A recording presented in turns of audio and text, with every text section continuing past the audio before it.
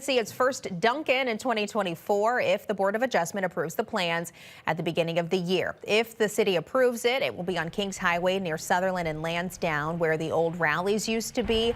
The coffee shop will have a drive-through and would be the only Dunkin in the city. Those Scooters Coffee is also planning to open a location at Kings Highway and Christie Boulevard, less than a mile from where Dunkin wants to build their new location.